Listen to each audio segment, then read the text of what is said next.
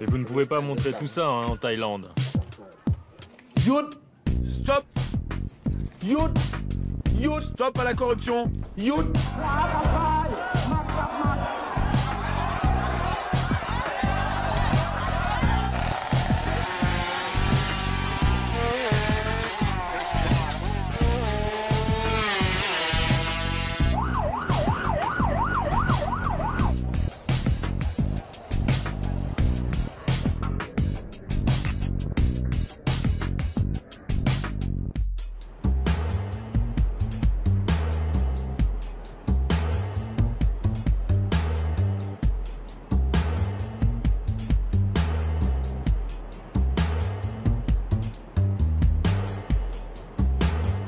Bangkok, cité des anges ou ville de tous les dangers.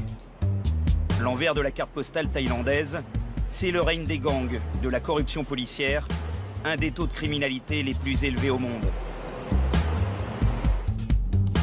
Bienvenue à Bangkok, 10 millions d'habitants, capitale du royaume de Thaïlande.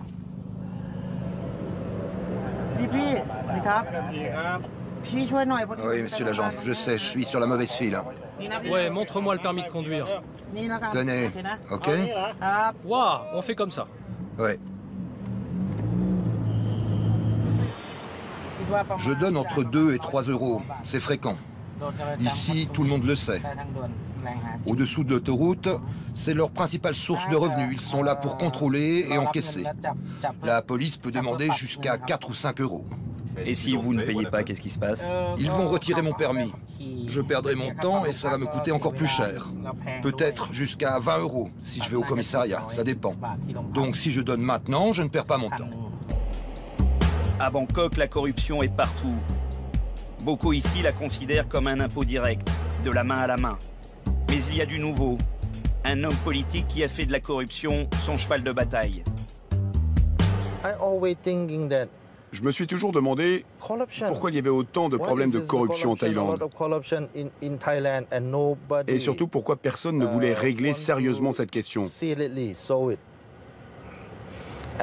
j'ai réalisé une chose simple. La corruption fait partie de notre vie, de notre culture. Ici, on considère qu'il faut payer, sinon tout est lent et compliqué. La majorité des gens ici acceptent la corruption comme une fatalité. Seulement, une infime minorité la condamne.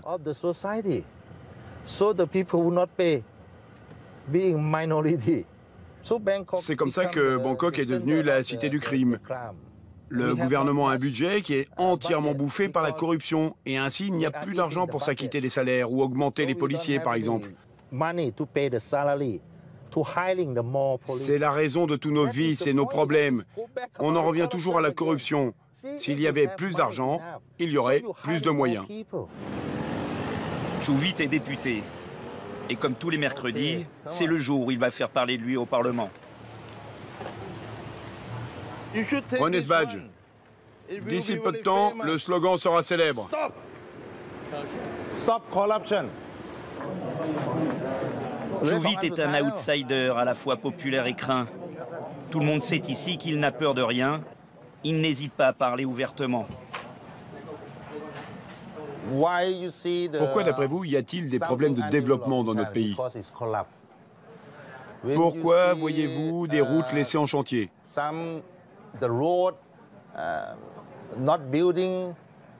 Pourquoi aussi avons-nous autant d'enfants sans éducation? Pourquoi? Parce que le système est corrompu. Il y a beaucoup d'argent dans ce pays, mais l'argent va dans les mauvaises mains. Il connaît le système par cœur. Dans sa première vie, il était le roi des bordels de Bangkok. Vous savez comment je sais tout ça? Parce que j'ai été corrompu moi aussi. Moi, j'ai payé. Qui vous avez payé avant? La police, bien sûr. Des officiels du gouvernement aussi. Sinon, rien ne peut se faire. Votre document reste en dessous de la pile. Quand je payais, tout allait vite. J'étais prioritaire. Le proxénète le plus célèbre de Thaïlande a bâti sa fortune en toute illégalité, en payant la police à tous les échelons pendant des années. Son virage à 180 degrés n'a rien à voir avec la morale ou sa conscience. Il a simplement été trahi par ses protecteurs et a décidé de se venger. Comme chaque mercredi, il s'apprête à dénoncer un scandale avec nom et détails. La mairie de Bangkok est minée par les problèmes de corruption. J'accuse devant vous la société Thanacom, la société de celui qu'on appellera Monsieur Superman, de corruption aggravée. Pourquoi et comment obtiennent-ils tous les contrats de la mairie de Bangkok, hein? Dites-le moi. Il n'y a jamais d'appel d'offres. Pourquoi? Parce que la mairie passe directement par la société Thanacom.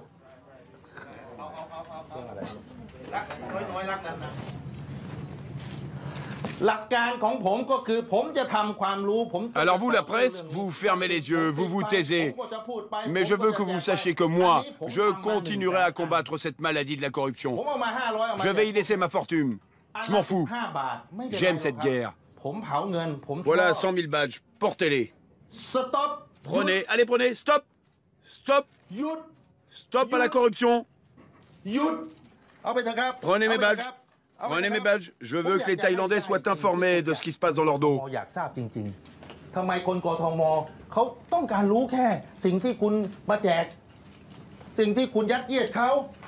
À Bangkok, on aime les armes à feu. Posséder un pistolet est une habitude et pour s'en procurer, deux solutions. D'abord la voie légale, comme dans le quartier de Sampeng. C'est le marché aux armes. On trouve tout à tous les prix. Mais si on veut rester discret, il y a les réseaux clandestins. Chaque jour, des milliers d'armes sont mises sur le marché. Et il n'est pas très compliqué de s'en procurer, via Internet par exemple.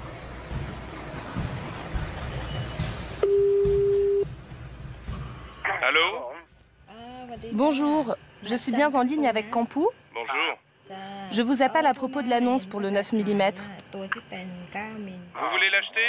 C'est pour une utilisation personnelle? Ça serait pour mon père. Pour l'instant, il ne me reste qu'un seul modèle, CZ75, taille 9 mm. Ok.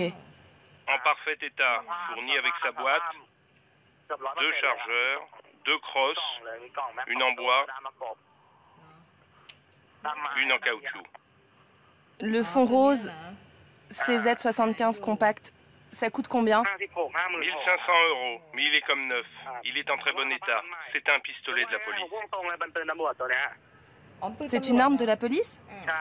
Et on n'aura pas de soucis? Pas de souci. Quand je fais la livraison, le policier vient avec moi. Mais comment ça se fait que vous puissiez vendre le pistolet de la police? C'est comme ça dans le milieu. C'est normal que cela soit les policiers qui vendent les armes. Il y en a plein. Ne vous inquiétez pas, c'est tout à fait normal. Retour au Parlement avec Chuvit. Il va présider une commission d'enquête visant des policiers impliqués dans une affaire de meurtre. Bonjour, nous vous avons apporté un cadeau. Vous venez d'où? Petchabon, je suis le petit frère de la victime. Que faisait-il dans la vie? Il était conseiller provincial avant d'être élu président de la province de Nong Khai. Vous souhaitez connaître les progrès de l'enquête? Je suis certain que c'est une affaire de règlement de compte. Parce que dans la famille, on travaille tous dans la politique. Dis-moi, il faut lui rendre le cadeau, là. On n'est pas dans la position d'accepter quoi que ce soit. Tu l'apportes et on va lui rendre tout de suite. Ok? Nous allons enquêter, essayer de découvrir la vérité. Ils veulent savoir, ils veulent que justice soit faite.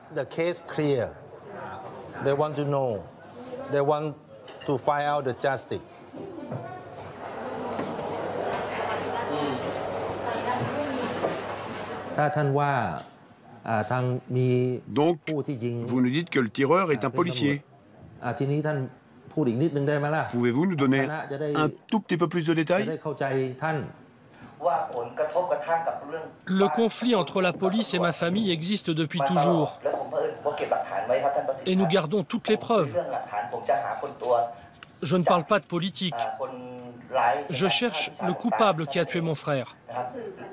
Je pense que c'est un policier. Premièrement, à cause du type de l'arme, que les civils n'ont pas le droit de posséder.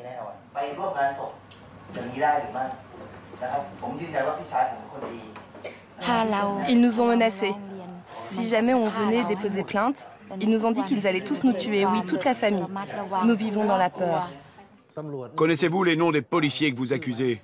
J'ai les cassettes, j'ai tout enregistré. Je comprends que vous ne vouliez pas montrer vos preuves aujourd'hui, mais vous pouvez me les envoyer à moi.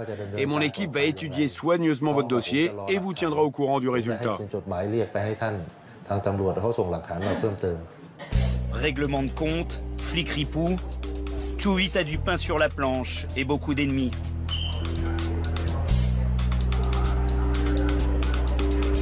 Mais il peut aussi compter sur 2 bons amis pour le défendre.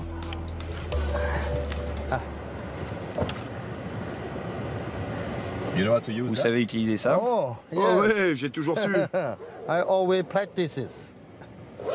Ne laissez pas la housse au soleil, ça abîme les armes.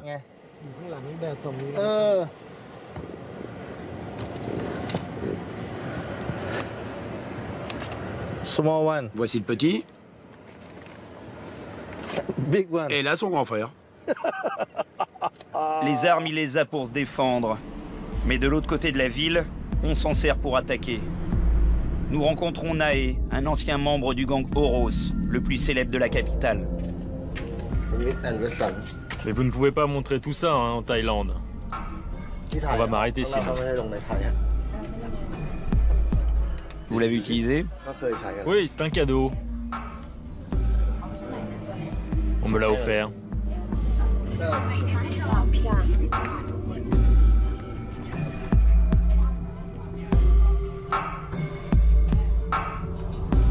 Il y a quelques mois, il a décidé de quitter le gang. La réponse ne s'est pas fait attendre. Ils ont tiré là. Combien de balles ils ont tiré déjà? 7 balles. 7. Venez voir. C'était par ici. Regardez. J'étais là où il y a les gens et j'avais que ça comme espace.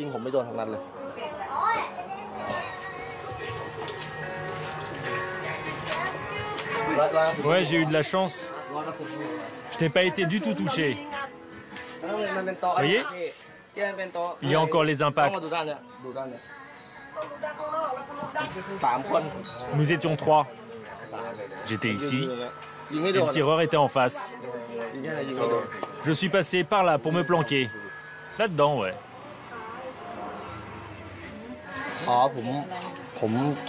Ça? Oui, ce sont des petites coupures. Une bagarre avec ma copine.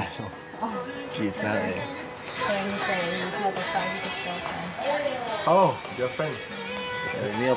Ah ouais, là, c'est ma tête qui a rencontré une bouteille. Là, par contre, oui, c'est une balle. Ouais, j'ai beaucoup vécu par rapport aux jeunes gens de mon âge. Toutes les scènes violentes, ces allers-retours en prison. Vous savez, c'est plus difficile de quitter le gang que d'y rentrer. Le gang, c'est comme une famille. Aujourd'hui, Nae a rejeté la drogue, le trafic, les meurtres. Il essaie de refaire sa vie. Il a monté chez lui une petite salle de jeux vidéo d'un genre qu'il connaît bien. Les gamins du quartier sont ainsi très tôt plongés dans l'ambiance. J'essaie quelques revenus sans rien faire. Mais c'est légal. Et je n'ai pas besoin de sortir travailler. C'est mieux. Aujourd'hui, je dois éviter de trop sortir. Tu sais, l'état d'esprit du gang, on le garde pour toujours. Si on va se promener hors du quartier, en dehors de notre territoire, il faut qu'on planifie les choses. Si jamais on tombe sur un gang rival, il faut vite téléphoner à son groupe pour qu'ils viennent t'aider.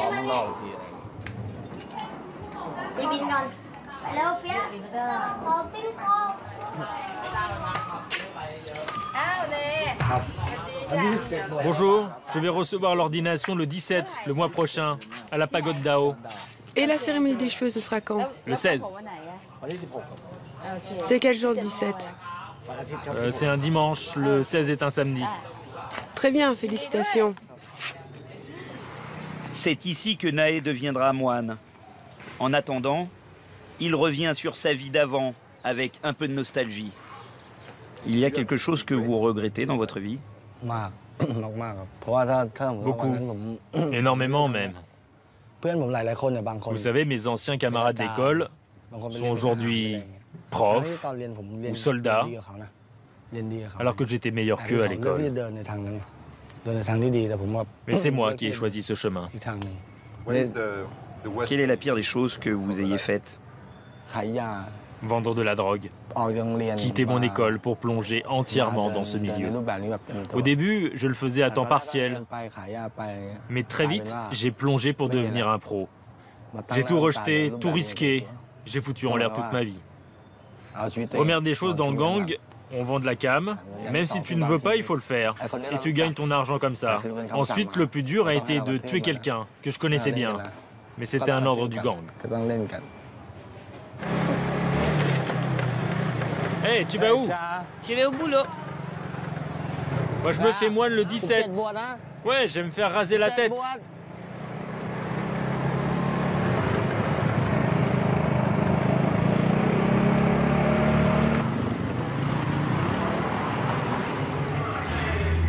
Oh, mais elle vient à quelle heure ta cliente? Elle arrive. Chez son vieux copain tatoueur, le criminel repenti s'amuse sur les réseaux sociaux. Les Thaïlandais sont les premiers utilisateurs au monde de Facebook et ils ont inventé toutes sortes de jeux. Enfoiré, enculé, né de la pagode d'Ao, tu es une grosse merde, un salaud. T'as compris ce que je te dis?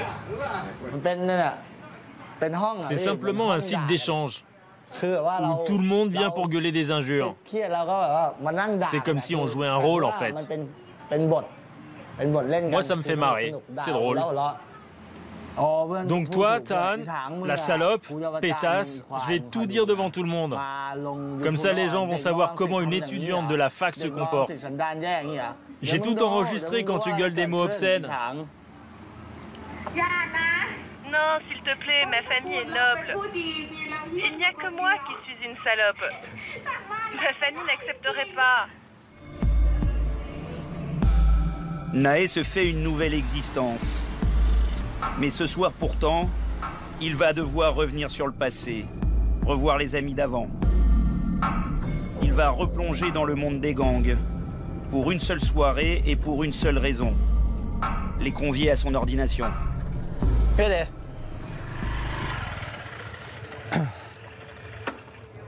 T'as été libéré d'où? De Korat. Mon frère a été transféré de Klong Pai dans le nord-est. Il y a des types poignardés tous les jours à Klong Pai. Le rendez-vous est pris sur le parking d'une boîte de nuit. La plupart de ceux qui arrivent sont recherchés par la police. Vous venez aussi à ma cérémonie? J'ai écrasé un flic, j'ai trop la trouille. Ma copine s'est fait arrêter. On va me buter. J'ai trop la trouille.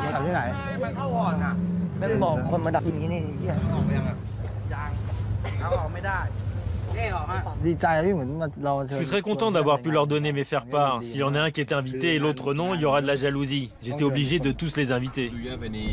Vous êtes triste de les avoir quittés? Non, non, pas de regret.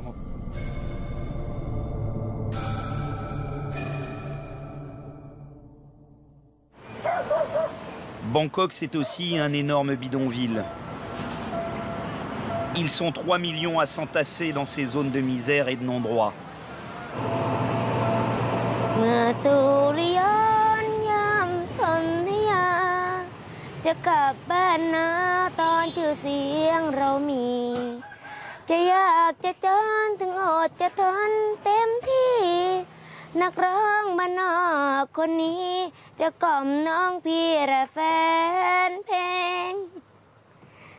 Le chemin a déjà été long pour Ning.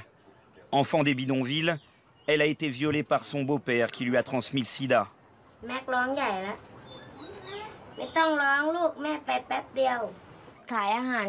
On a essayé plein de choses, on a vendu de la nourriture dans la rue, mais ça n'a pas marché. On a perdu les 3 sous qu'on avait. Un jour, on a vu les gens chanter comme ça devant tout le monde. On a décidé de faire la même chose. Quand j'étais malade, elle prenait soin de moi. Elle m'apportait à boire. On s'aidait mutuellement.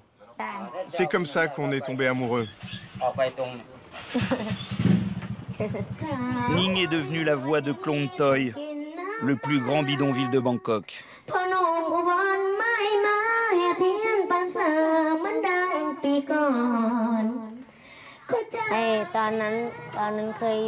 Quand j'étais petite, je vivais dans un autre endroit. Le premier soir où mon beau-père m'a violée, j'étais toute seule. Ma mère et ma tante étaient au travail. J'ai tout dit ensuite à ma grand-mère et elle m'a dit d'aller voir la police, mais je n'ai pas osé.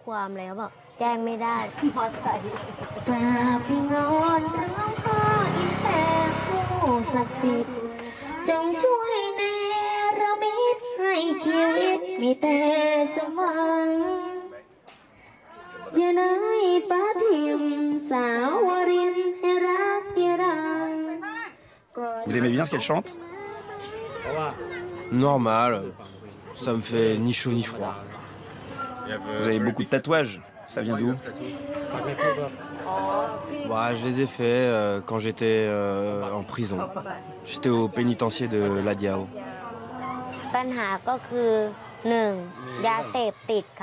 Le problème numéro 1 à Klong Toei, c'est la drogue. Il y a quelqu'un l'autre jour qui a voulu frapper ma mère. J'ai dit que j'allais aller voir les flics, mais ma mère m'a dit de laisser tomber. C'est des gens qui boivent trop.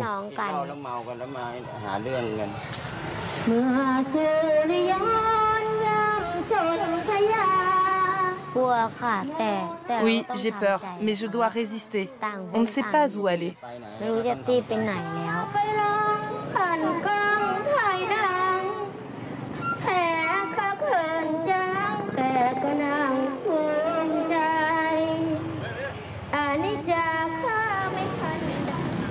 Drogue, crime, pauvreté.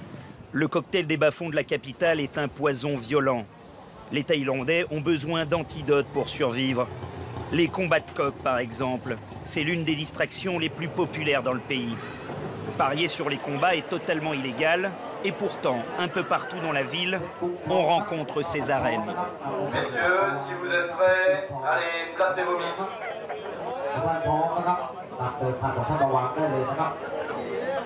Celui-ci est plus court, plus petit. Chacun a son point fort. Celui-ci est plus petit et beaucoup moins costaud. Ok, on le fait combattre.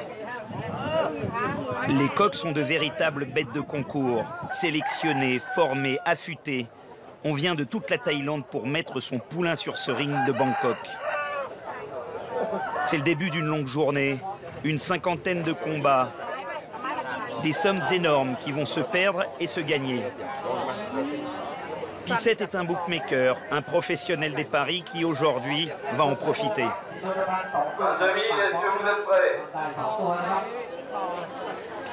Ici, c'est comme un stade de boxe. Les gens ne parlent pas forcément. Sur fond de paris clandestins, le premier combat va commencer. Il se fait en 12 reprises comme à la boxe.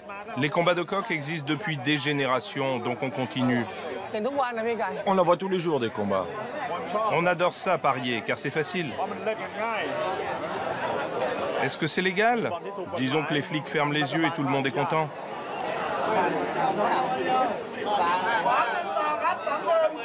Ça vient de commencer. C'est déjà 7 contre 2.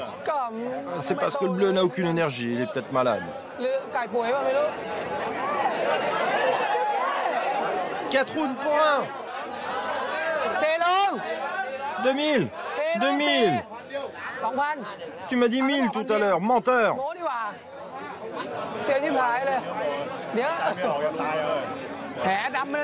Là, il est avec de l'œil droit. 3 contre 500. Non, j'en ai déjà 2, j'arrête là.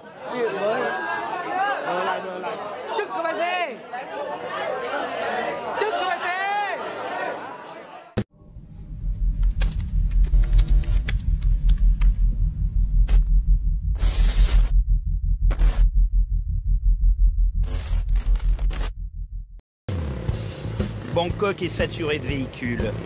Pour éviter les énormes embouteillages, la mobilette est le moyen de locomotion le plus rapide, le plus dangereux aussi.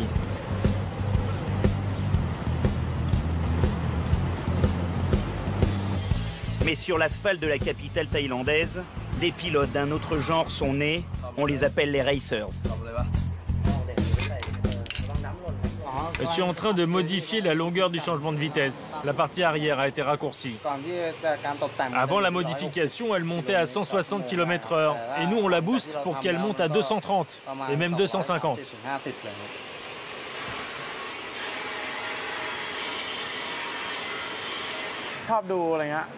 C'est ma passion depuis tout petit. J'aime regarder les courses. Et puis, petit à petit, j'ai créé un réseau avec mes amis qui ont la même passion que moi. Mais maintenant, on fait des courses dans un endroit qui ne dérange personne. Et la course dure juste 1 heure ou 2, maximum. Après la course, on se sépare rapidement. Nous sommes à quelques heures de la course. Patipat fait monter les enchères par téléphone. Il ne le dira pas, mais l'enjeu, là aussi, ce sont les paris.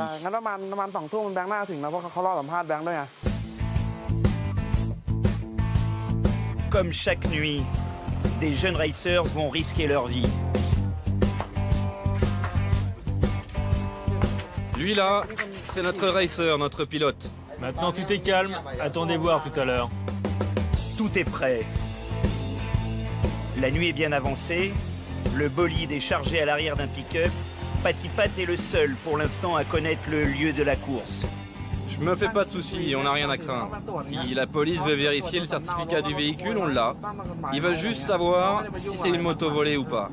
Faut être discret sur le lieu et l'heure de la course. Voici le lieu de rendez-vous, le boulevard périphérique à l'est de la ville. Il n'y a pas d'embouteillage à cette heure, mais des dizaines de camions lancés à pleine vitesse. Le terrain de prédilection des racers. On gagne du prestige pour notre écurie. Et puis c'est aussi pour se marrer.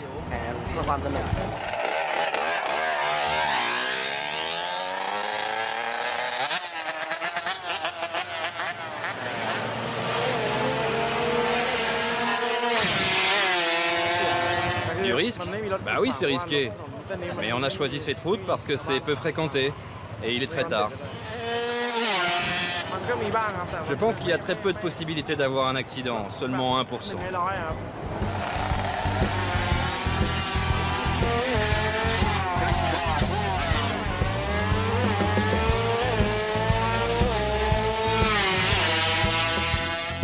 Ça, c'était un sport pour les jeunes. Il n'y a pas de vrai terrain pour nous. Il y en a, mais... Et en plus, c'est payant et il y a trop de règles sur les pistes officielles. Et on peut pas pousser les motos autant qu'on veut.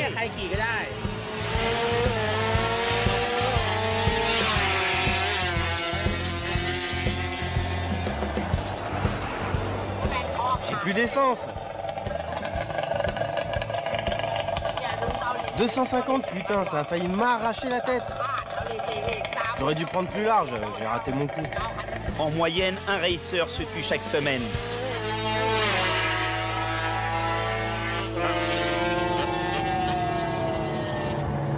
Il y a eu cette année plus de 70 000 accidents de la route, 7 700 morts. C'est pour cela que Bangkok a ses équipes d'anges gardiens. Ouais, tu leur dis qu'on est sur le coup, on arrive. On les appelle les ramasseurs de cadavres. Les équipes de la fondation Poteng Tung sont souvent les premiers à arriver sur les lieux.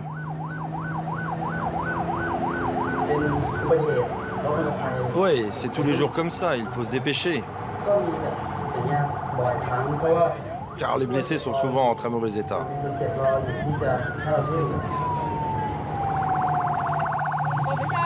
Qu'est-ce qui se passe? C'est un petit accident, c'est rien. Accident de la route, assassinat, suicide, ils sont là pour prendre en charge toutes les morts violentes.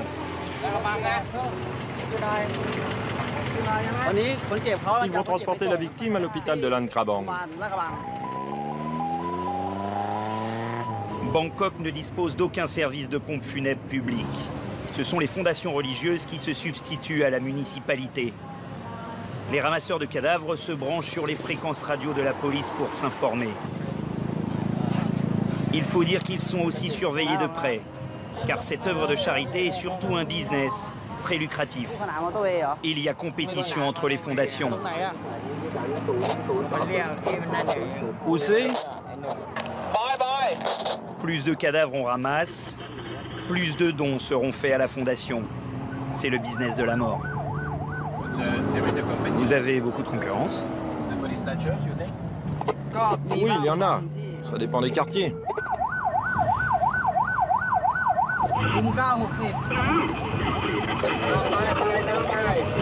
Entendu. La course aux cadavres commence. On se rend sur le lieu de l'accident. Un type qui s'est noyé apparemment. Excusez-moi? Opération réussie, la fondation est la première sur place. Il a conduit cette moto, il est tombé dans le canal. Là-dedans. Les témoins disent que c'était un ivrogne. Il était complètement ivre.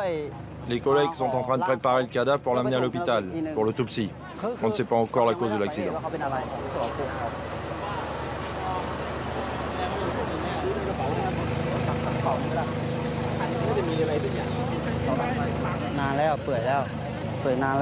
Je vais vérifier ses poches. La peau est toute fripée. Ça fait un moment qu'il est mort, ce type. Il a seulement 20 bahts sur lui. 24, 524. Ça sera mes chiffres pour le loto.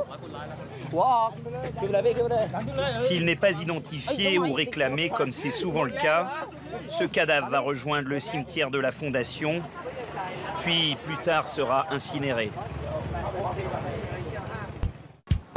Bangkok. Rendez-vous à la brigade des stupéfiants. Les stupes thaïlandais font partie des meilleurs du monde. Il faut dire que Bangkok est une plaque tournante depuis plusieurs décennies. Héroïne, drogue de synthèse, c'est aujourd'hui l'arrivée de la cocaïne sur le marché qui inquiète les enquêteurs. C'est qui? Des suspects. Des suspects dans le trafic de drogue? Correct. Oui, correct. Des Thaïlandaises recrutées par des Ouest-Africains.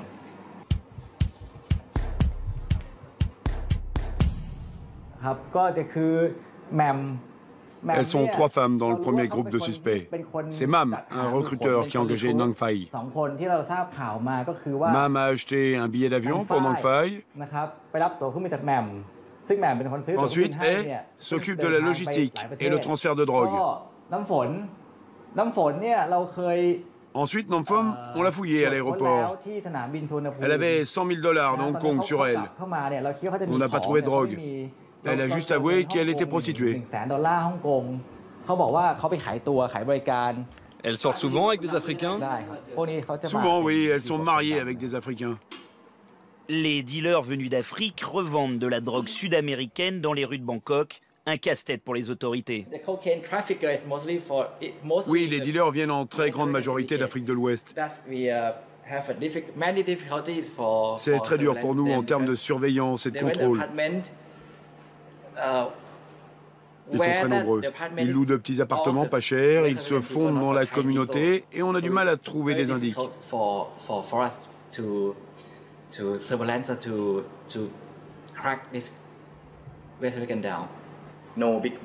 Non, ils n'ont pas de patron, pas de vrai réseau. Leur technique, c'est de recruter des Thaïlandaises par groupe de 2 ou 3 filles pour leur servir de mule et en même temps de couverture.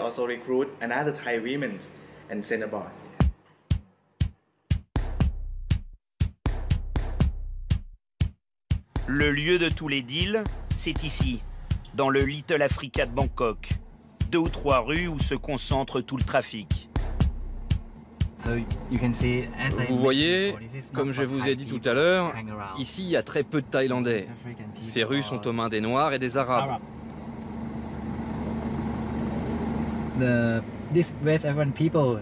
Alors nous, on se fait vite repérer. En plus, ils utilisent des transports en commun, des motos. Ils sont mobiles et rapides. C'est très dur de les pister.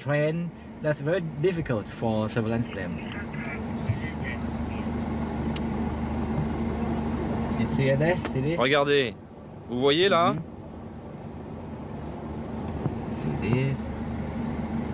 Ce ne sont pas des touristes. Le type a 2 portables dans la main. Je peux vous le dire, il n'est pas là pour visiter les temples. Et d'où vient la cocaïne? D'Amérique du Sud. Pour le directeur des stupes, il y a aussi le yaba, la drogue qui rend fou, qui décime la jeunesse locale. Ces méthamphétamines pénètrent notre territoire par la frontière birmane au nord de la Thaïlande et par une partie de la frontière du nord-est. L'acheminement se fait à pied à travers la forêt. Il s'agit de gros volumes, car ils transportent à chaque fois des millions de comprimés.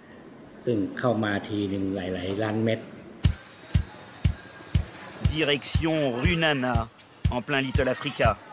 Ici, les stupes de Bangkok reconnaissent ne pas pouvoir y aller. Nous allons recueillir le témoignage d'un dealer africain résident du quartier. Ouais. Nous filmerons en caméra cachée. T'es en haut là? Ok, j'arrive.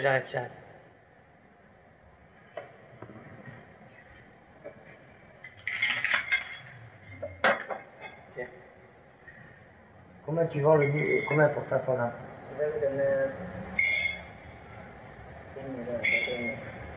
Combien? 1 million de bahts. Ça fait 2000 bahts le gramme.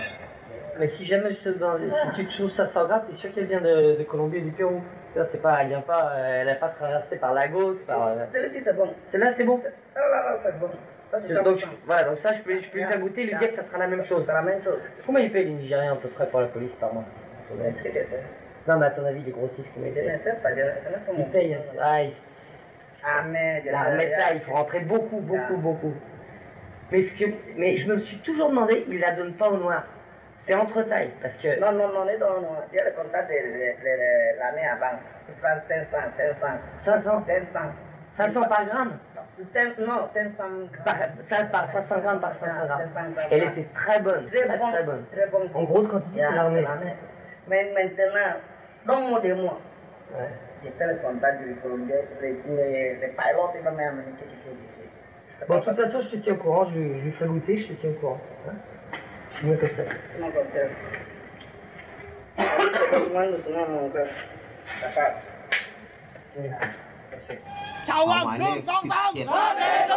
Chaque année, des milliers de Nigérians, Camerounais ou Sénégalais font le grand voyage, la tête pleine de rêves, de l'Eldorado thaïlandais. Refaire sa vie loin de l'Afrique et réussir, dans le football par exemple. Landry est agent de joueur, c'est une success story locale. Il essaie de soutenir sa communauté. C'est vrai que c'est pas facile. Il faut toujours prouver, montrer que vous êtes 10 fois plus fort que les Thaïs. Ouais, c'est ça. Bon, ben, c'est mon boulot. Je suis là pour les aider à s'intégrer et aller de l'avant. Mais les stars du foot sont de rares élus. La filière africaine, c'est souvent une aventure qui finit mal. Apparemment, ces derniers temps, il y a pas mal d'Africains qui sont détenus à l'intérieur. Il y a beaucoup de rêves brisés, de fortune des Africains qui sont venus tenter leur chance en Asie et qui sont ici. Ouais, tous les jours, et ils en arrivent, et d'autres, c'est carrément la catastrophe. Quand ils tombent sur la maille de la police, bah, ils se font choper, et ça tourne mal pour eux. Ils n'ont pas de sentiments, les Thaïlandais. Même si vous avez fait un enfant et que demain vous chopez avec cet enfant, l'enfant a 2 jours, c'est la cellule avec votre enfant, jusqu'à la déportation. Et il y a du racisme, comment ça se passe? Toujours, ça ne manque pas le racisme. Hein. Ça commence dès l'aéroport. Vous êtes sur un rang, le black il est au 10e rang carrément, on va le pêcher pour l'amener dans une antichambre. Vous voyez, c'est d'ailleurs frustrant pour un Africain. Arriver quelque part et tout le monde vous regarde comme si vous sortez d'un autre monde.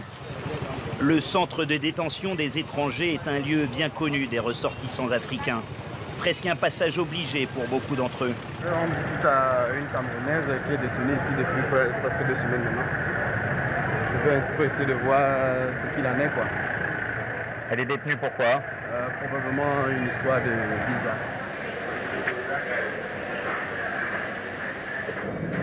En caméra cachée, nous allons accompagner Landry dans le pénitencier pour rendre visite à une détenue.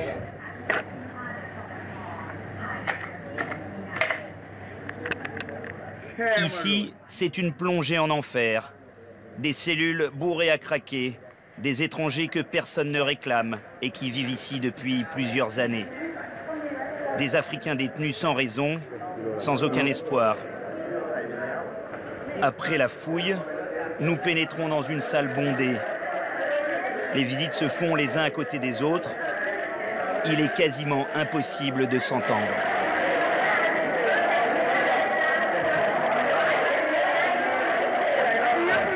Vous êtes ici depuis combien de temps? Je suis détenue ici depuis 2 ans maintenant. J'ai tenté plusieurs fois de leur réclamer des informations sur mon dossier, quelles sont les charges retenues contre moi, mais à chaque fois c'est « no comment ». Et comment ça se passe à l'intérieur au quotidien? C'est très dur. J'ai été frappée plusieurs fois. Et il y a du racisme à l'intérieur? Oui. Le principal problème ici, c'est que je suis noire.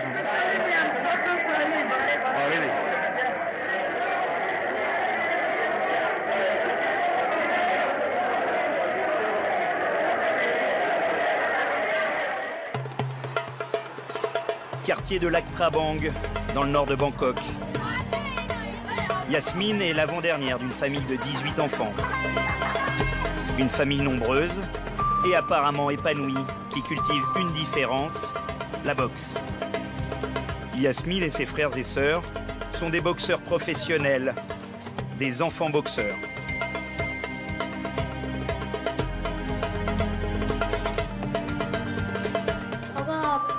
Les autres de mon âge vont à la madrasa ou restent à la maison sans rien faire. Moi, je préfère aller aux séances d'entraînement. Je m'y sens bien. 2 heures d'entraînement tous les matins, 3 heures tous les soirs, 10 km de course à pied, une centaine de pompes. Le quotidien de ces gamins ressemble à une vie de gladiateur. Bras tendus! Garde bien l'équilibre. C'est bien. Droite, descends un peu. 1, 2, 1, 2, 3, continue. Baisse ta tête. Baisse ta tête. Baisse à fond, à fond, à fond. Coup de pied droit sur mon ventre. Droite, droite. Lève les pieds et 2 coups à la fois. Droite, droite, droite.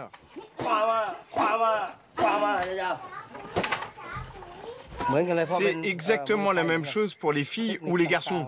Je leur inculque la boxe de la même manière. Après, ça dépend de chaque enfant. Mais elle veut continuer à boxer. Elle ne progresse pas aussi vite que je le souhaite. Mais au moins, elle continue. Mint, t'as pas besoin de te protéger. Direct, direct. Utilise tes poings. Il faut pas juste donner des coups de pied. Hé, plus tu grandis, moins tu obéis, toi. Hein. Tu me fais chier. Regarde, elle a pas peur de moi.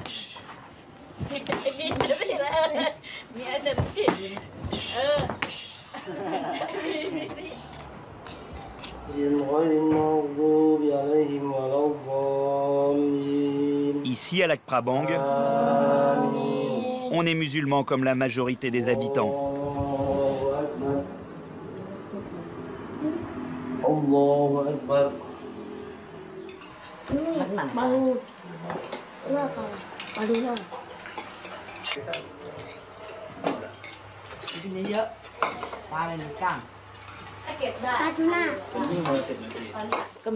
Parfois j'ai un peu peur, mais comme les enfants se préparent bien, il n'y a pas de souci.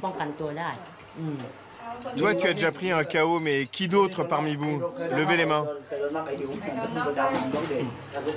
L'univers des enfants boxeurs, c'est l'entraînement la semaine et les combats le week-end.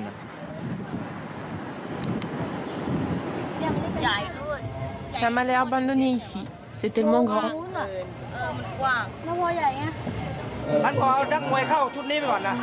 Donc je vais faire rentrer la boxeuse avec mes enfants maintenant.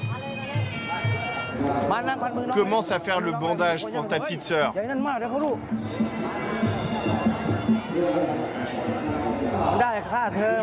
Au début, c'était pour juste faire du sport. Et puis après, on est passé au combat, à la compétition. L'argent sert pour les frais scolaires, leur uniforme.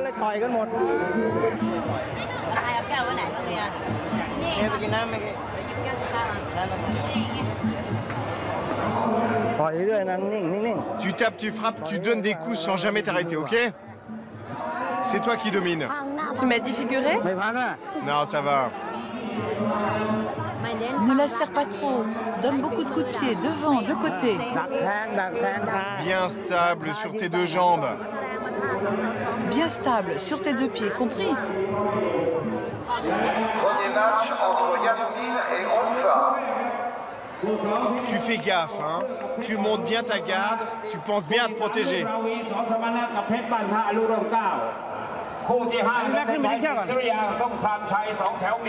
Face à face, deux fillettes de 6 ans. Les combats d'enfants sont interdits à Bangkok, mais l'événement ce soir n'a rien de clandestin. L'amour de la boxe, les paris, le spectacle ont raison de la loi et de la protection des mineurs. Ces gamines s'exposent à des dommages corporels et cérébraux qui peuvent être irréversibles.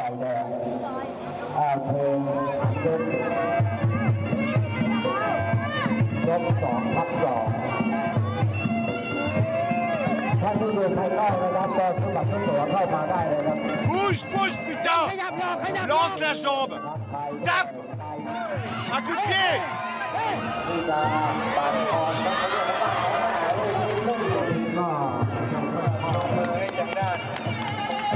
Yasmine a gagné par KO technique au 2e round.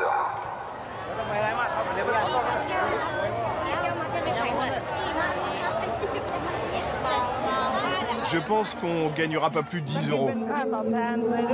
Quand on considère le montant de l'argent, c'est pas du tout rentable. Mais l'enfant gagne beaucoup en expérience. Il rencontre des gens, il se fait des amis. Il y en a qui se concentrent sur les paris et l'argent, c'est vrai. Mais ça donne une mauvaise image de la boxe pour enfants. Applaudissez fort nos petits combattants. Droite contre droite, gauche contre gauche, coup de poing contre coup de poing. Ils combattent comme deux cobras et je le sais, vous adorez ça. Le public est friand des combats d'enfants. Il faut dire que plus ils sont violents, plus les enchères montent. Les paris sur ces combats sont beaucoup plus élevés que pour la boxe des adultes. Mais dans le milieu, on ne parle pas de ces choses-là. Vous êtes ici pour parier? Mais non, je suis pas là pour parier. J'observe, c'est tout. Pourtant, tous ces hommes au premier rang autour du ring sont des parieurs et des bookmakers. Allez, allez, 200, 202, vite, vite.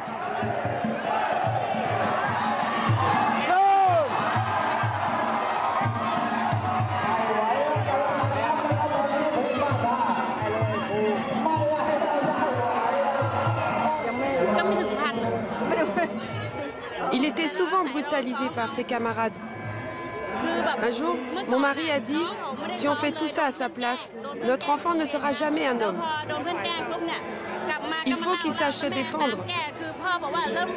Et c'est comme ça que mon garçon a commencé le Muay Thai. Mais franchement, j'ai peur des blessures.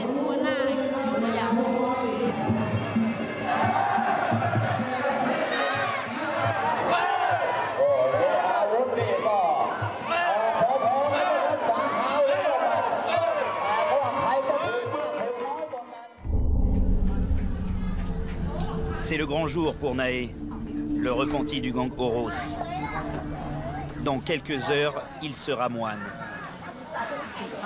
Oubliez les peines du passé, les blessures. Pardonnez pour tout le mal qu'ils vous ont fait.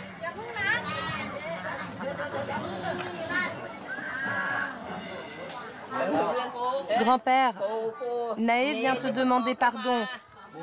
Avec son grand frère, ils vont être ordonnés moines aujourd'hui. Ce n'est pas la peine de te lever, ne bouge pas.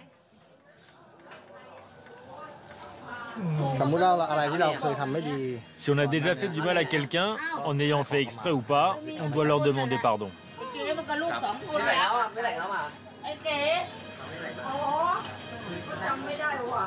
Parmi les invités, ses anciens compagnons de gang.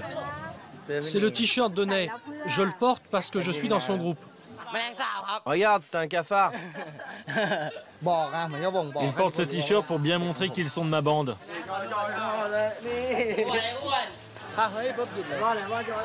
Il suffit que je les appelle et ils débarquent tous. Ils sont prêts à tout pour moi. Et quand il leur arrive quelque chose, c'est aussi de ma responsabilité de les aider. Nae peut aussi compter sur son tuteur qui l'épaule dans ce changement de vie. Maintenant, tu es heureux parce que tu t'engages dans la bonne voie. Par ton courage, tu rends ta famille apaisée. Donc il faut continuer comme ça. Si j'avais fait quelque chose de mal, je te demande pardon aussi.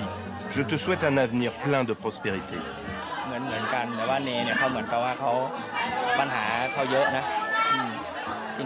Né a un passé très lourd.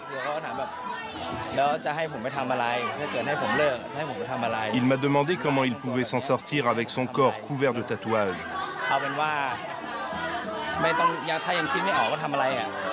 Je lui ai dit que c'était pas grave, même s'il ne savait pas quoi faire encore.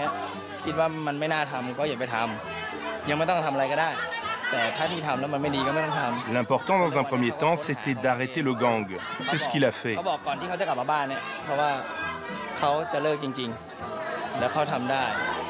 Arrêter le trafic de drogue et les allers-retours permanents en prison. Mon oncle, puis-je vous offrir de l'eau? Oui, merci, Ned. Malgré les airs de kermesse, c'est une cérémonie religieuse qui commence.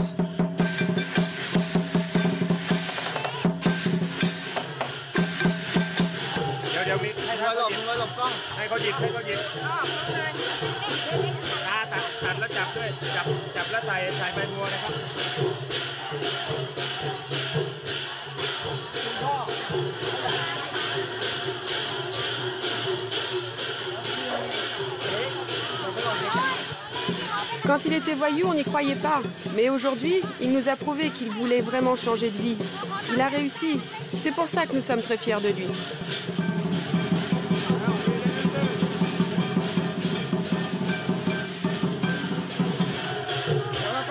Respecte strictement les préceptes et personne ne peut plus t'atteindre. Si les filles t'appellent, tu ne leur réponds plus. Nos histoires se ressemblent, même si nous n'étions pas du même gang et que je suis plus âgé que Ney. On se croisait tout le temps à l'époque. Je lui ai donné beaucoup de conseils, même après être devenu moine. Je l'appelle souvent. Ney me respecte et c'est moi qui lui ai proposé l'ordination. Le tatouage sur mon front est en taille. Il signifie « Donne-moi la force de réaliser mes rêves ».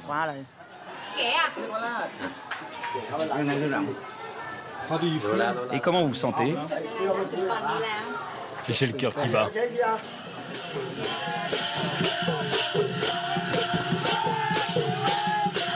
Naé a revêtu sa robe de moine. Même si les anciens membres de son gang sont là, aujourd'hui, une nouvelle vie commence pour lui. Les prières l'apaiseront peut-être. Au son de la musique rock, Bangkok, ville de tous les contraires, de tous les excès, va s'endormir. Dans ce paradis touristique, plusieurs mondes doivent coexister, pour le meilleur et pour le pire.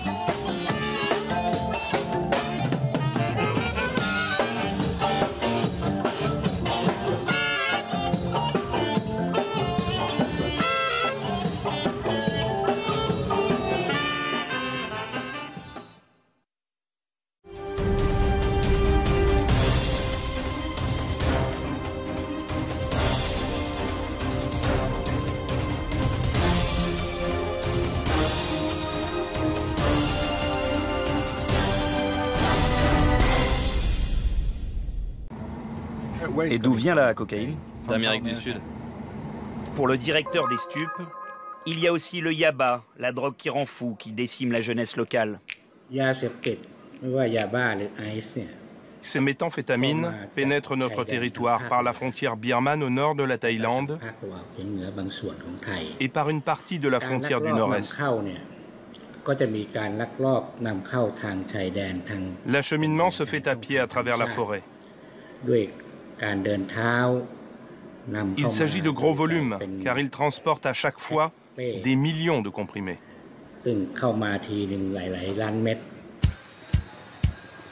Direction Runana, en plein Little Africa. Ici, les stupes de Bangkok reconnaissent ne pas pouvoir y aller. Nous allons recueillir le témoignage d'un dealer africain résident du quartier.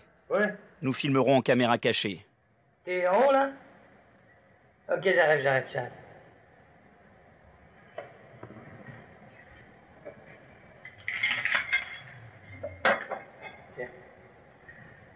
Combien tu vends le combien pour 500 grammes?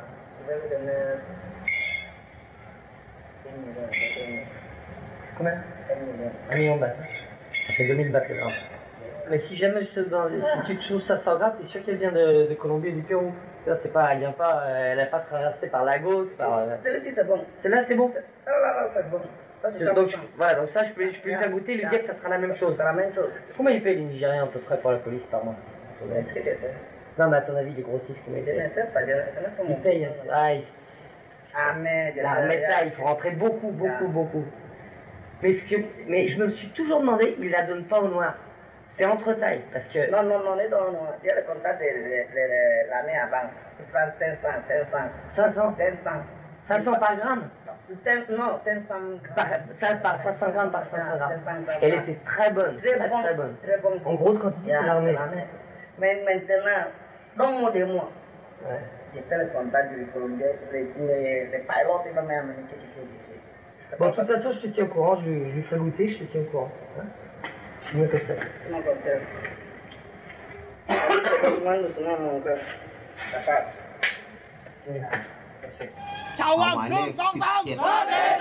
Chaque année, des milliers de Nigérians, Camerounais ou Sénégalais font le grand voyage. La tête pleine de rêves de l'Eldorado thaïlandais. Refaire sa vie loin de l'Afrique et réussir. Dans le football, par exemple. Landry est agent de joueur. C'est une success story locale. Il essaie de soutenir sa communauté. C'est vrai que c'est pas facile. Il faut toujours prouver, montrer que vous êtes 10 fois plus fort que les Thaïs. Ouais, c'est ça. Bon, ben, c'est mon boulot. Je suis là pour les aider à s'intégrer et aller de l'avant. Mais les stars du foot sont de rares élus. La filière africaine, c'est souvent une aventure qui finit mal. Apparemment, ces derniers temps, il y a pas mal d'Africains qui sont détenus à l'intérieur. Il y a beaucoup de rêves brisés. Fortune des Africains qui sont venus tenter leur chance en Asie et qui se retrouvent ici. Ouais, tous les jours, et ils en arrivent, et d'autres, c'est carrément la catastrophe. Quand ils tombent sur la maille de la police, bah, ils se font choper, et ça tourne mal pour eux. Ils n'ont pas de sentiments, les Thaïlandais. Même si vous avez fait un enfant et que demain vous chopez avec cet enfant, l'enfant a 2 jours, c'est la cellule avec votre enfant, jusqu'à la déportation. Et il y a du racisme, comment ça se passe? Toujours, ça ne manque pas le racisme. Hein. Ça commence dès l'aéroport. Vous êtes sur un rang, le black il est au 10e rang carrément, on va le pêcher pour l'amener dans une antichambre. Vous voyez, c'est d'ailleurs frustrant pour un Africain. Arriver quelque part et tout le monde vous regarde comme si vous sortez d'un autre monde. Le centre de détention des étrangers est un lieu bien connu des ressortissants africains. Presque un passage obligé pour beaucoup d'entre eux. On visite à une Camerounaise qui est détenue ici depuis presque 2 semaines maintenant. Je vais un peu essayer de voir ce qu'il en est, quoi. Elle est détenue pourquoi? Probablement une histoire de visa.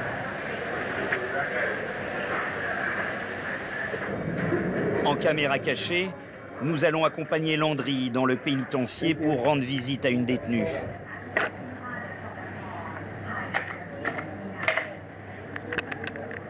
Ici, c'est une plongée en enfer. Des cellules bourrées à craquer, des étrangers que personne ne réclame et qui vivent ici depuis plusieurs années. Des Africains détenus sans raison, sans aucun espoir. Après la fouille, nous pénétrons dans une salle bondée. Les visites se font les uns à côté des autres. Il est quasiment impossible de s'entendre.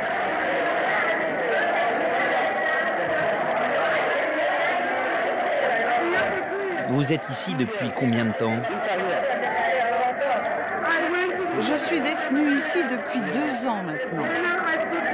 J'ai tenté plusieurs fois de leur réclamer des informations sur mon dossier, quelles sont les charges retenues contre moi, mais à chaque fois c'est « no comment ».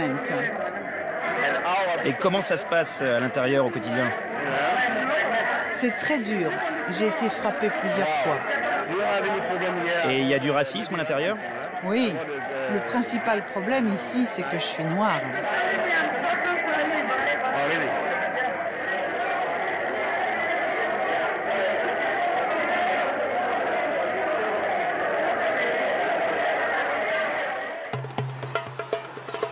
Quartier de Lac Trabang, dans le nord de Bangkok. Yasmine est l'avant-dernière d'une famille de 18 enfants. Une famille nombreuse, et apparemment épanoui, qui cultive une différence, la boxe. Yasmine et ses frères et sœurs sont des boxeurs professionnels, des enfants boxeurs.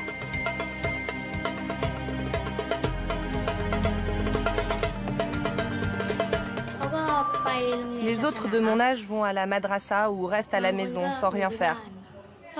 Moi, je préfère aller aux séances d'entraînement. Je m'y sens bien.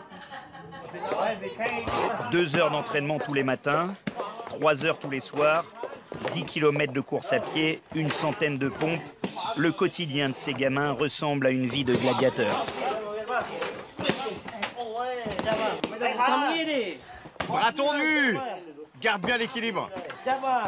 C'est bien. Droite, descends un peu. 1, 2. 1, 2, 3, continue. Baisse ta tête. Baisse ta tête. Baisse à fond, à fond, à fond. Coup de pied droit sur mon ventre. Droite, droite. Lève les pieds et 2 coups à la fois. Droite, droite, droite.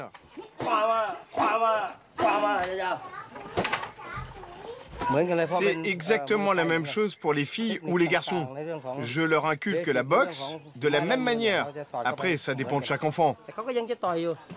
Mais elle veut continuer à boxer. Elle ne progresse pas aussi vite que je le souhaite. Mais au moins, elle continue. Mint, t'as pas besoin de te protéger. Direct, direct. Utilise tes poings. Il faut pas juste donner des coups de pied. Hey, plus tu grandis, moins tu obéis, toi. Tu me fais chier. Regarde, elle a pas peur de moi.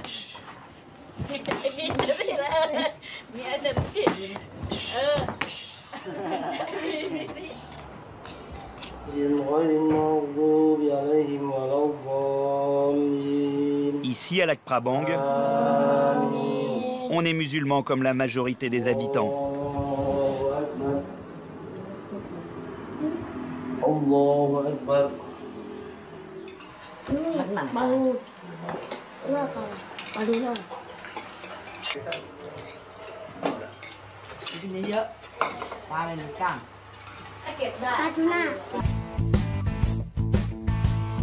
Comme chaque nuit, des jeunes racers vont risquer leur vie. Lui là, c'est notre racer, notre pilote. Maintenant tout est calme, attendez voir tout à l'heure. Tout est prêt. La nuit est bien avancée, le bolide est chargé à l'arrière d'un pick-up. Patipat est le seul pour l'instant à connaître le lieu de la course. Je me fais pas de soucis, on n'a rien à craindre. Si la police veut vérifier le certificat du véhicule, on l'a. Ils veulent juste savoir si c'est une moto volée ou pas. Il faut être discret sur le lieu et l'heure de la course. Voici le lieu de rendez-vous, le boulevard périphérique à l'est de la ville. Il n'y a pas d'embouteillage à cette heure, mais des dizaines de camions lancés à pleine vitesse. Le terrain de prédilection des racers. On gagne du prestige pour notre écurie. Et puis c'est aussi pour se marrer.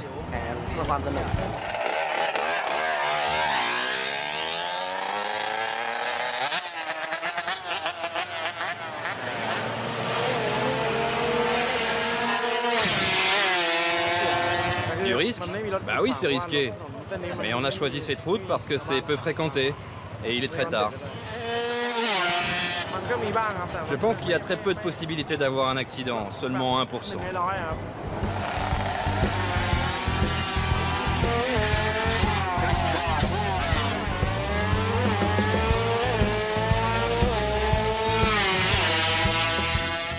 Ça, c'était un sport pour les jeunes.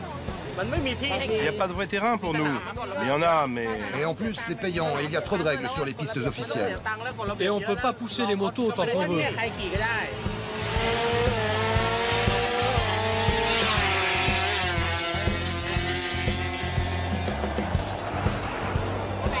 J'ai plus d'essence. 250, putain, ça a failli m'arracher la tête. J'aurais dû prendre plus large, j'ai raté mon coup. En moyenne, un racer se tue chaque semaine.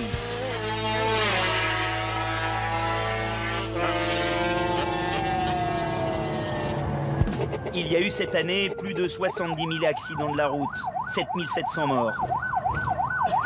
C'est pour cela que Bangkok a ses équipes d'anges gardiens. Ouais, tu leur dis qu'on est sur le coup, on arrive. On les appelle les ramasseurs de cadavres. Les équipes de la fondation Poteng Tung sont souvent les premiers à arriver sur les lieux.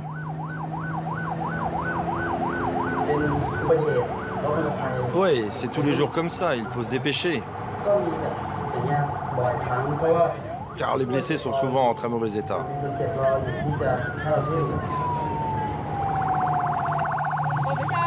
Qu'est-ce qui se passe? C'est un petit accident, c'est rien. Accident de la route, assassinat, suicide, ils sont là pour prendre en charge toutes les morts violentes.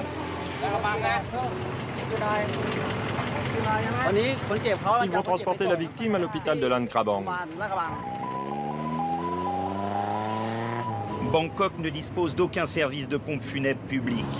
Ce sont les fondations religieuses qui se substituent à la municipalité. Les ramasseurs de cadavres se branchent sur les fréquences radio de la police pour s'informer. Il faut dire qu'ils sont aussi surveillés de près, car cette œuvre de charité est surtout un business très lucratif. Il y a compétition entre les fondations.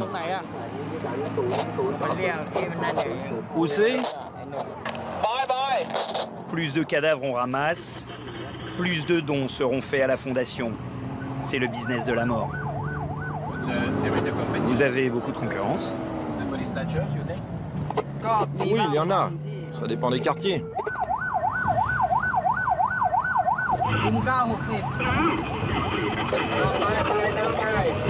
Entendu. La course aux cadavres commence. On se rend sur le lieu de l'accident. Un type qui s'est noyé apparemment. Excusez-moi? Opération réussie, la fondation est la première sur place. Il a conduit cette moto, il est tombé dans le canal. Là-dedans. Les témoins disent que c'était un ivrogne. Il était complètement ivre. Les collègues sont en train de préparer le cadavre pour l'amener à l'hôpital, pour l'autopsie. On ne sait pas encore la cause de l'accident.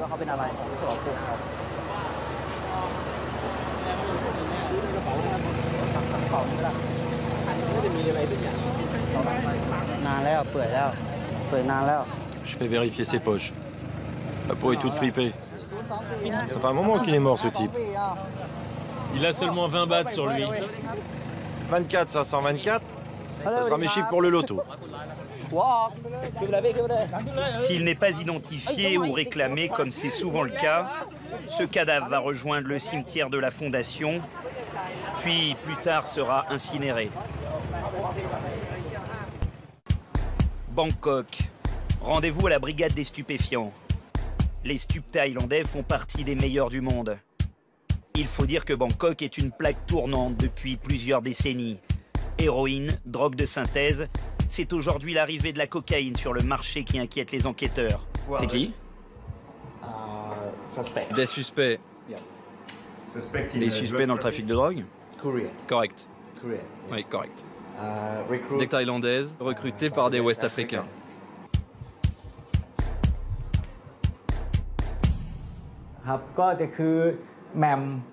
Elles sont 3 femmes dans le premier groupe de suspects. C'est Mam, un recruteur qui a engagé Nang Phai. Mam a acheté un billet d'avion pour Nang Phai. Ensuite, He s'occupe de la logistique et le transfert de drogue. Ensuite, Namphom, on l'a fouillée à l'aéroport. Elle avait 100 000 $ de Hong Kong sur elle. On n'a pas trouvé de drogue. Elle a juste avoué qu'elle était prostituée. Elles sortent souvent avec des Africains? Souvent, oui, elles sont mariées avec des Africains. Les dealers venus d'Afrique revendent de la drogue sud-américaine dans les rues de Bangkok, un casse-tête pour les autorités. Oui, les dealers viennent en très grande majorité d'Afrique de l'Ouest. C'est très dur pour nous en termes de surveillance et de contrôle. Ils sont très nombreux. Ils louent de petits appartements pas chers, ils se fondent dans la communauté et on a du mal à trouver des indices.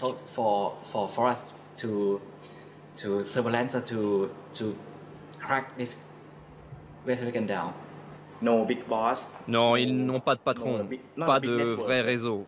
Leur technique, c'est de recruter des Thaïlandaises par groupe de 2 ou 3 filles pour leur servir de mule et en même temps de couverture.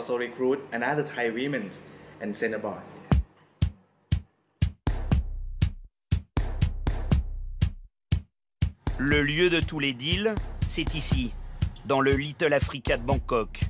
2 ou 3 rues où se concentre tout le trafic. Vous voyez, comme je vous ai dit tout à l'heure, ici il y a très peu de Thaïlandais. Ces rues sont aux mains des Noirs et des Arabes.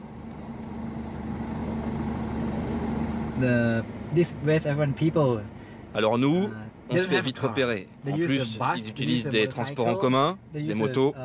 Ils sont mobiles et rapides. C'est très dur de les pister.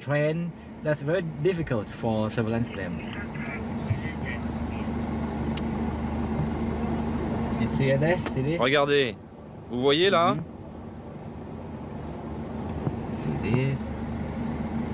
Ce ne sont pas des touristes.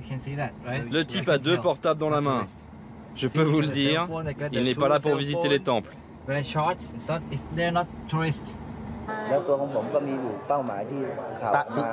Je suis certain que c'est une affaire de règlement de compte.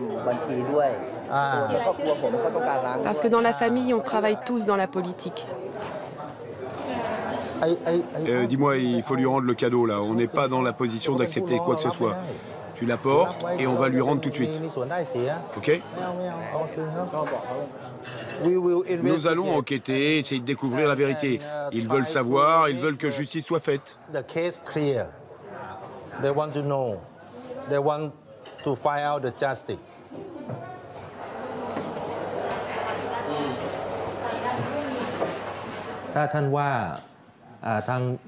Donc, vous nous dites que le tireur est un policier. Pouvez-vous nous donner un tout petit peu plus de détails? Le conflit entre la police et ma famille existe depuis toujours. Et nous gardons toutes les preuves. Je ne parle pas de politique. Je cherche le coupable qui a tué mon frère. Je pense que c'est un policier. Premièrement, à cause du type de l'arme, que les civils n'ont pas le droit de posséder.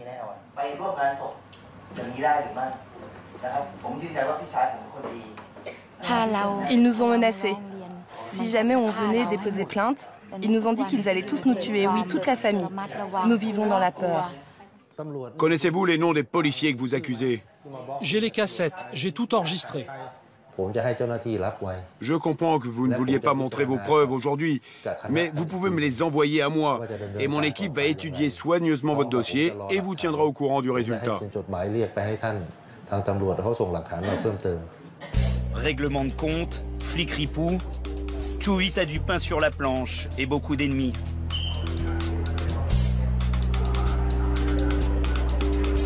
Mais il peut aussi compter sur 2 bons amis pour le défendre.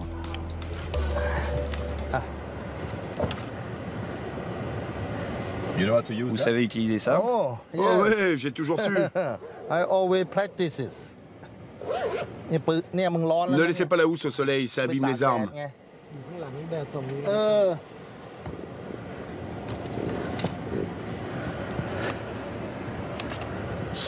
Voici le petit.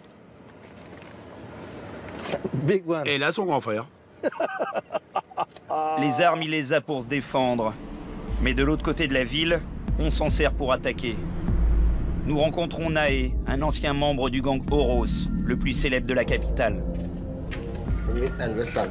Mais vous ne pouvez pas montrer tout ça hein, en Thaïlande. On va m'arrêter sinon. Vous l'avez utilisé? Oui, c'est un cadeau. On me l'a offert.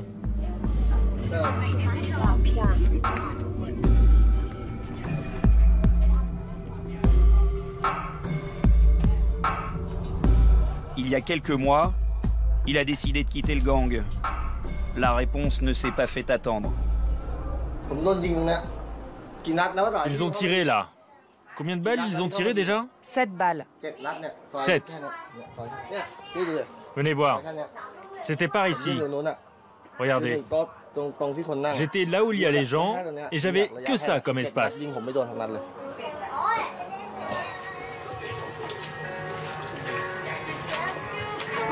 Ouais, j'ai eu de la chance. Je n'ai pas été du tout touché. Vous voyez? Il y a encore les impacts.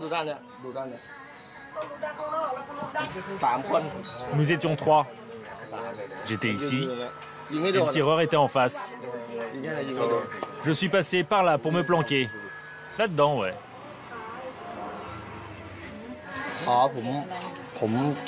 Ça? Oui, ce sont des petites coupures. Une bagarre avec ma copine.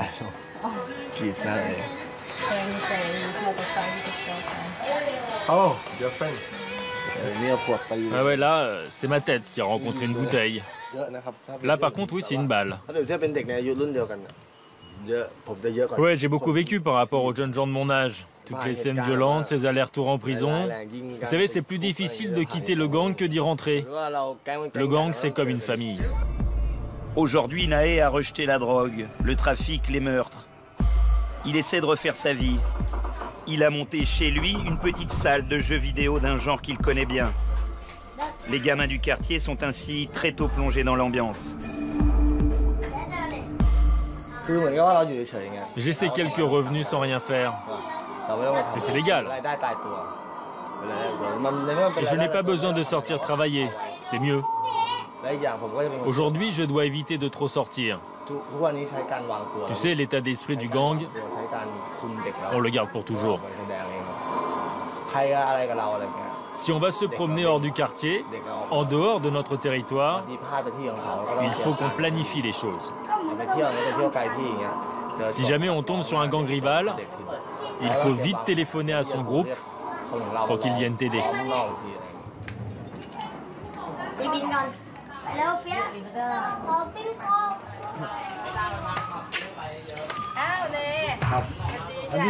Bonjour, je vais recevoir l'ordination le 17, le mois prochain, à la pagode Dao. Et la cérémonie des cheveux, ce sera quand? Le 16. C'est quel jour le 17? C'est un dimanche, le 16 est un samedi. Très bien, félicitations. C'est ici que Nae deviendra moine. En attendant, il revient sur sa vie d'avant, avec un peu de nostalgie. Il y a quelque chose que vous regrettez dans votre vie? Beaucoup. Énormément même. Vous savez, mes anciens camarades d'école sont aujourd'hui profs ou soldats, alors que j'étais meilleur qu'eux à l'école. Mais c'est moi qui ai choisi ce chemin. Quelle est la pire des choses que vous ayez faites? Vendre de la drogue. Quitter mon école pour plonger entièrement dans ce milieu. Au début, je le faisais à temps partiel. Mais très vite, j'ai plongé pour devenir un pro. J'ai tout rejeté, tout risqué. J'ai foutu en l'air toute ma vie. Première des choses dans le gang, on vend de la cam. Même si tu ne veux pas, il faut le faire. Et tu gagnes ton argent comme ça. Ensuite, le plus dur a été de tuer quelqu'un que je connaissais bien. Mais c'était un ordre du gang. Hey, tu vas où? Je vais au boulot. Moi, je me fais moine le 17. Ouais, je vais me faire raser la tête.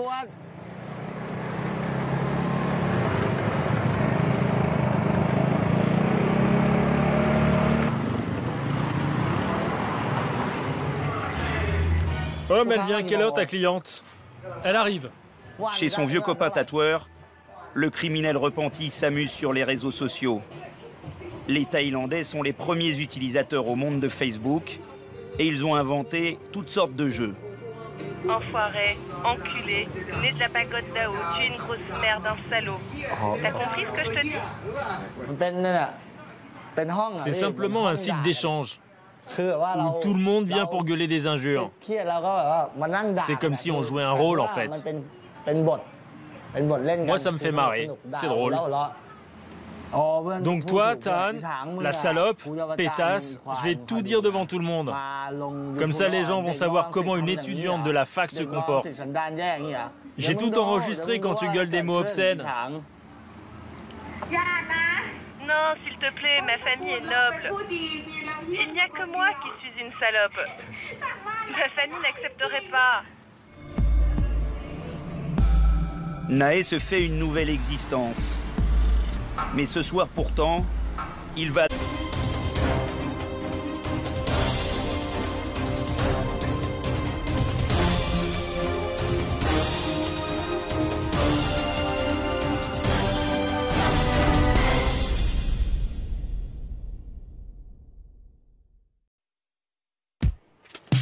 Mais vous ne pouvez pas montrer tout ça en Thaïlande. Yud! Stop! Yud! Yud! Stop à la corruption! Yud!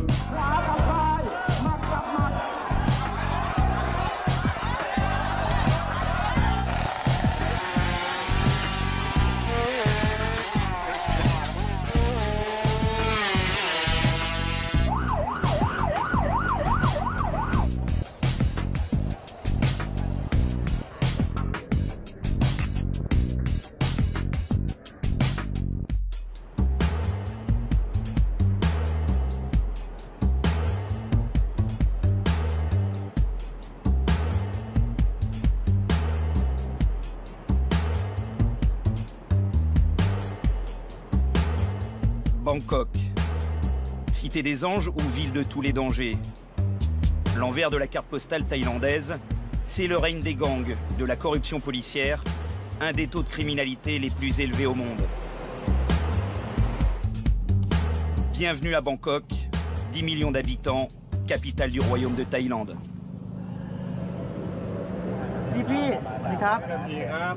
Oui, monsieur l'agent, je sais, je suis sur la mauvaise file.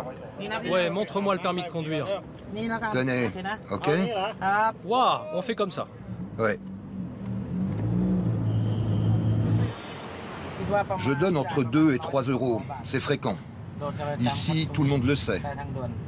Au-dessous de l'autoroute, c'est leur principale source de revenus. Ils sont là pour contrôler et encaisser. La police peut demander jusqu'à 4 ou 5 euros. Et si vous ne payez pas, qu'est-ce qui se passe? Ils vont retirer mon permis. Je perdrai mon temps et ça va me coûter encore plus cher.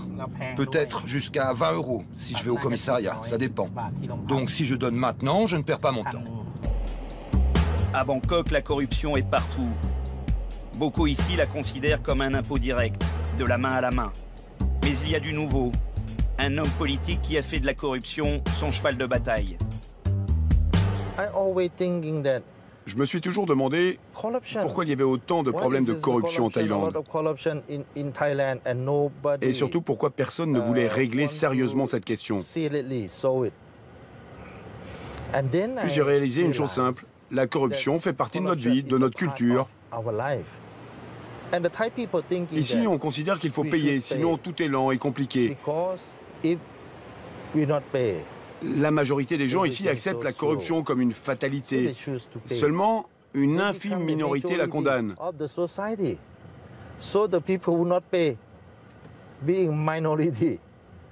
C'est comme ça que Bangkok est devenue la cité du crime.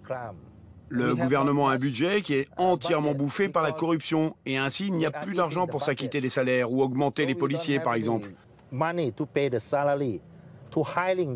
C'est la raison de tous nos vices et nos problèmes. On en revient toujours à la corruption. S'il y avait plus d'argent, il y aurait plus de moyens. Chouvit est député. Et comme tous les mercredis, c'est le jour où il va faire parler de lui au Parlement. Prenez ce badge. D'ici peu de temps, le slogan sera célèbre. Stop corruption. Chouvit est un outsider à la fois populaire et craint. Tout le monde sait ici qu'il n'a peur de rien. Il n'hésite pas à parler ouvertement. Pourquoi, d'après vous, y a-t-il des problèmes de développement dans notre pays? Pourquoi voyez-vous des routes laissées en chantier?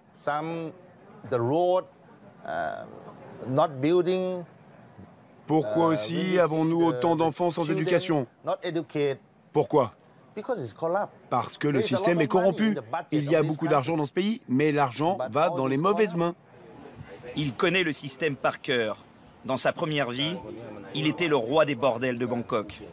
Vous savez comment je sais tout ça? Parce que j'ai été corrompu moi aussi. Moi, j'ai payé. Qui vous avez payé avant? La police, bien sûr. Des officiels du gouvernement aussi. Sinon, rien ne peut se faire. Votre document reste en dessous de la pile. Quand je payais, tout allait vite. J'étais prioritaire.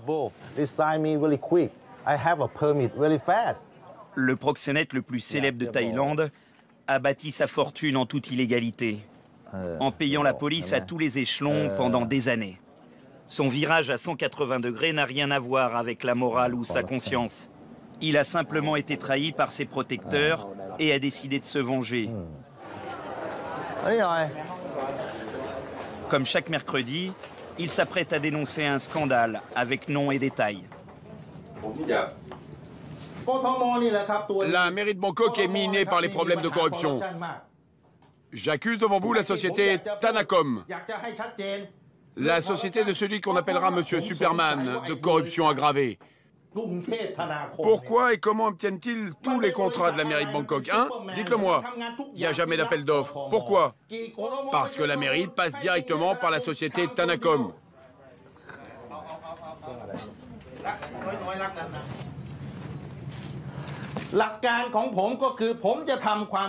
Alors vous, la presse, vous fermez les yeux, vous vous taisez. Mais je veux que vous sachiez que moi, je continuerai à combattre cette maladie de la corruption. Je vais y laisser ma fortune. Je m'en fous. J'aime cette guerre. Voilà 100 000 badges. Portez-les. Prenez. Allez, prenez. Stop. Stop. Stop à la corruption. Prenez mes badges.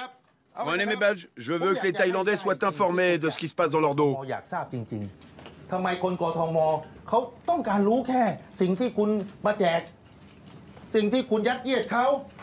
À Bangkok, on aime les armes à feu. Posséder un pistolet est une habitude et pour s'en procurer, deux solutions. D'abord la voie légale, comme dans le quartier de Sampeng. C'est le marché aux armes. On trouve tout à tous les prix. Mais si on veut rester discret, il y a les réseaux clandestins. Chaque jour, des milliers d'armes sont mises sur le marché. Et il n'est pas très compliqué de s'en procurer, via Internet par exemple.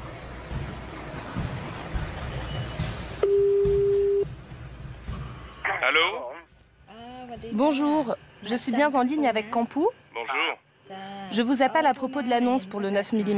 Vous voulez l'acheter? C'est pour une utilisation personnelle? Ça serait pour mon père. Pour l'instant, il ne me reste qu'un seul modèle, CZ75, taille 9 mm. Ok. En parfait état, fourni avec sa boîte, 2 chargeurs, 2 crosses, une en bois, une en caoutchouc. Le fond rose, CZ75 compact, ça coûte combien? 1 500 €, mais il est comme neuf. Il est en très bon état. C'est un pistolet de la police. C'est une arme de la police? Et on n'aura pas de soucis? Pas de souci. Quand je fais la livraison, le policier vient avec moi. Mais comment ça se fait que vous puissiez vendre le pistolet de la police? C'est comme ça dans le milieu. C'est normal que cela soit les policiers qui vendent les armes. Il y en a plein. Ne vous inquiétez pas, c'est tout à fait normal. Retour au Parlement avec Chuvit. Il va présider une commission d'enquête visant des policiers impliqués dans une affaire de meurtre. Bonjour, nous vous avons apporté un cadeau. Vous venez d'où? Petchabon, je suis le petit frère de la victime. Que faisait-il dans la vie? Il était conseiller provincial avant d'être élu président de la province de Nong Khai. Vous souhaitez connaître les progrès de l'enquête?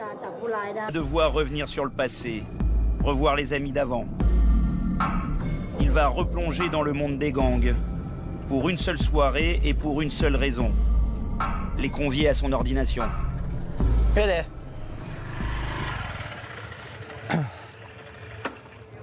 T'as été libéré d'où? De Korat.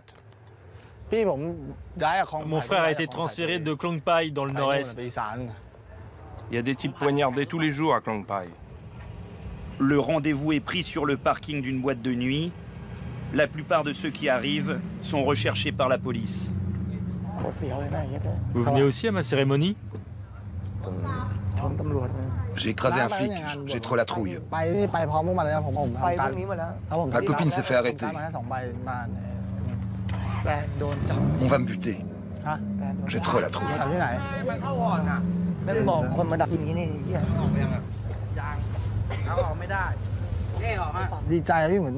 Je suis très content d'avoir pu leur donner mes faire-part. S'il y en a un qui est invité et l'autre non, il y aura de la jalousie. J'étais obligé de tous les inviter. Vous êtes triste de les avoir quittés? Non, non, pas de regret.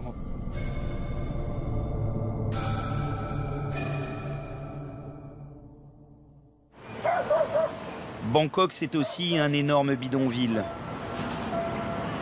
Ils sont 3 millions à s'entasser dans ces zones de misère et de non-droit.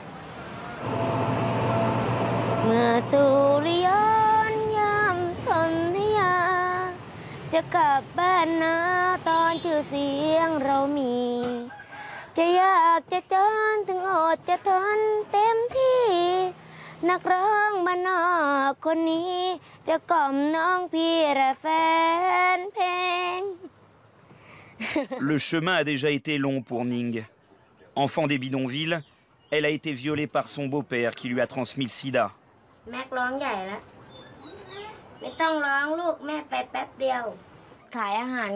On a essayé plein de choses, on a vendu de la nourriture dans la rue, mais ça n'a pas marché.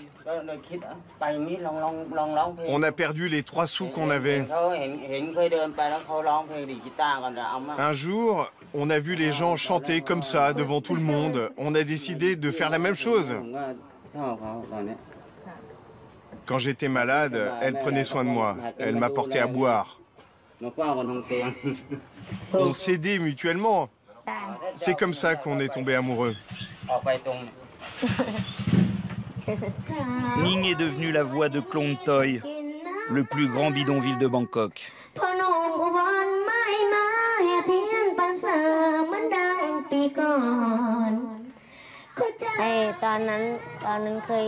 Quand j'étais petite, je vivais dans un autre endroit.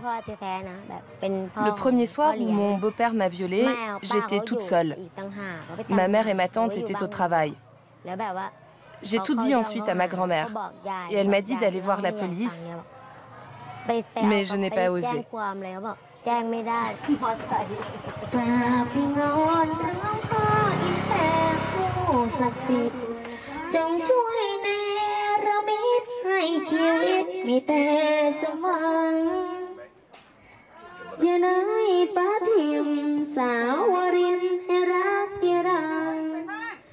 Vous aimez bien ce qu'elle chante?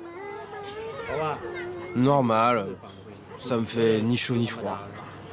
Vous avez beaucoup de tatouages, ça vient d'où? Bah, je les ai faits quand j'étais en prison. J'étais au pénitencier de La Diao.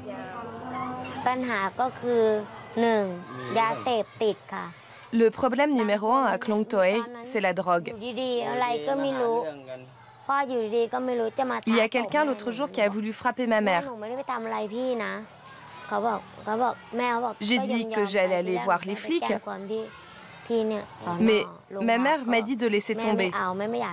C'est des gens qui boivent trop.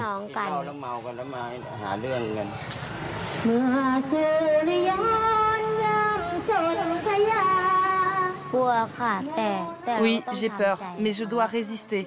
On ne sait pas où aller.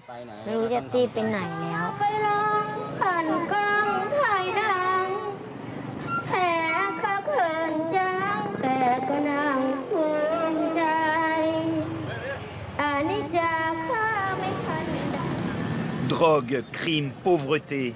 Le cocktail des bas-fonds de la capitale est un poison violent. Les Thaïlandais ont besoin d'antidotes pour survivre. Les combats de coqs, par exemple, c'est l'une des distractions les plus populaires dans le pays. Parier sur les combats est totalement illégal, et pourtant, un peu partout dans la ville, on rencontre ces arènes. Messieurs, si vous êtes prêts, allez, placez vos mises.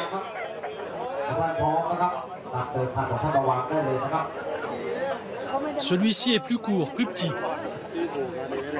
Chacun a son point fort. Celui-ci est plus petit et beaucoup moins costaud. Ok, on le fait combattre. Les coqs sont de véritables bêtes de concours, sélectionnés, formés, affûtés. On vient de toute la Thaïlande pour mettre son poulain sur ce ring de Bangkok. C'est le début d'une longue journée, une cinquantaine de combats, des sommes énormes qui vont se perdre et se gagner. Pissette est un bookmaker, un professionnel des paris qui aujourd'hui va en profiter. 2000, est-ce que vous êtes prêts? Ici, c'est comme un stade de boxe. Les gens ne parlent pas forcément. Sur fond de paris clandestins, le premier combat va commencer. Il se fait en 12 reprises comme à la boxe. Les combats de coq existent depuis des générations, donc on continue. On en voit tous les jours des combats. On adore ça, parier, car c'est facile. Est-ce que c'est légal? Disons que les flics ferment les yeux et tout le monde est content.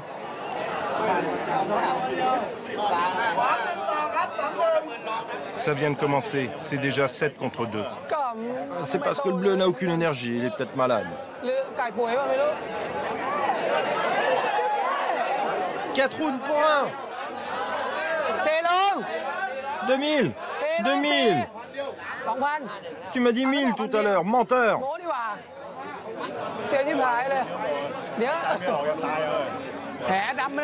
Là, il est avec de l'œil droit. 3 contre 500. Non, j'en ai déjà 2, j'arrête là.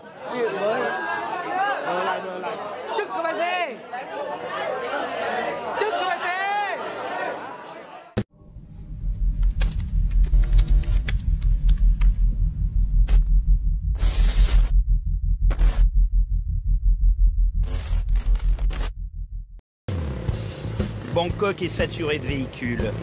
Pour éviter les énormes embouteillages, la mobilette est le moyen de locomotion le plus rapide, le plus dangereux aussi.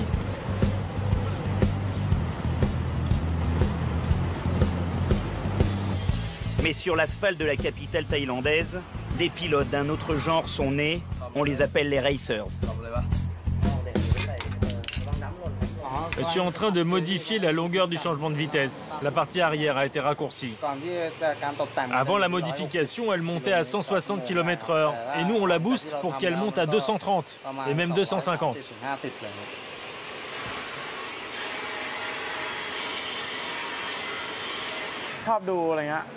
C'est ma passion depuis tout petit. J'aime regarder les courses. Et puis, petit à petit, j'ai créé un réseau avec mes amis qui ont la même passion que moi. Mais maintenant, on fait des courses dans un endroit qui ne dérange personne. Et la course dure juste 1 heure ou 2, maximum.